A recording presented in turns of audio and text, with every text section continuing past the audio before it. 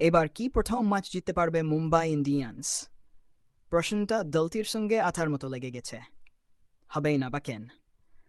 2023 সালের পর টানা খেলা মাসুম প্রথম ম্যাচে জয় পায়নি মুম্বাই।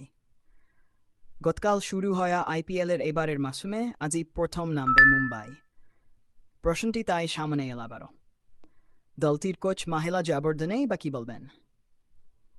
দলের 5বার চ্যাম্পিয়ন হওয়ার কীর্তি আছে, সেই দলটি টুর্নামেন্টের প্রথম ম্যাচ কেন হেরেও তার জবাব নেই জয়াবর্ধনের কাছেও।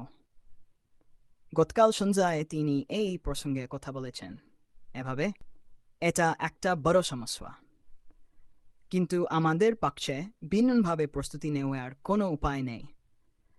প্রথম ম্যাচেও জয়ের তাড়না আরও বাড়ানোর বিষয়ে আমি ছেলেদের সঙ্গে কথা বলেছি। আমাদের শুধু এটাই করার আছে। এরপর তিনি যোগ করেন, আমি খেলোয়াড়দের কাছ থেকে আরও ভালো কিছুর তাড়না ধরে রেখে খেলার কথা বলেছি। এছাড়া আমরা আর কিভাবে প্রস্তুতি নিতে পারতাম তা আমি জানি না, কারণ আমরা কম বেশি প্রতিটি ম্যাচের জন্যই একইভাবে প্রস্তুতি নিই। তবে আশা করি আমি এই জুজু কাটাতে পারব।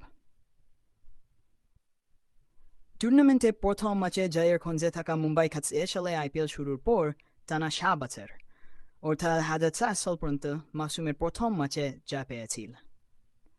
মজার বিষয় হচ্ছে, প্রথম ম্যাচে জয় পাওয়া কোনো মাসুমেই মুম্বাই শিরোপা জেতেনি, আর প্রথম ম্যাচে হারা 4 মাসুমের মধ্যে জিতেছে 5বার।